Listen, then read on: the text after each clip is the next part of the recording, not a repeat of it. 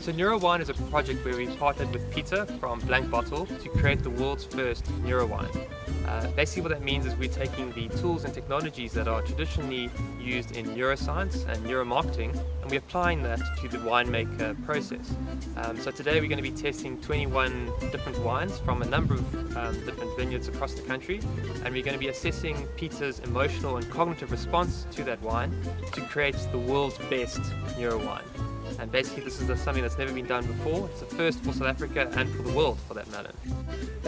This is my cellar, so in here I make about a total combination of 27 different varietals. So I own no land, so I don't have my own farm, but I rent vineyards all over the Western Cape. I mainly focus on different areas, so I look at soil, climate, topography, everything, and then look at whatever will grow best at that specific site.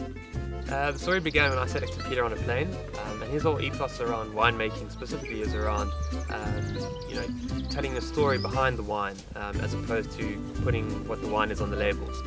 My philosophy is to express areas, like I want to bottle a wine from an area that sort of gives tribute to that specific area, the climate and that sort of thing.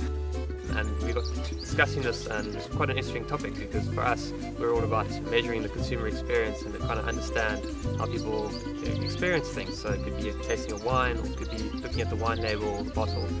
If you have a wine or a brand that people don't know what they're about to taste, they judge it purely on what they experience, and they decide if they like it or if they don't like it. And that's what I did with my wine. I called it BlankBOTTLE, no varietal on the label itself. Every batch gets a batch name, so this is called Kort Familiemoord. Pieter as a winemaker, he struggles to make his blends because he feels he's got his own preconceptions of what the wine should taste like and what would blend well with what.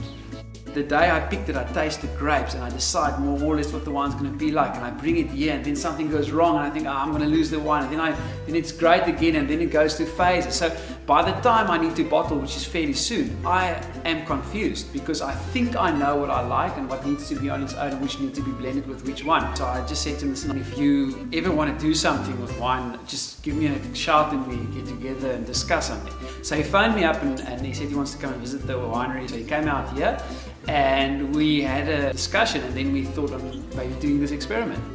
So one of the pieces of technology is the electroencephalography, which is this device here.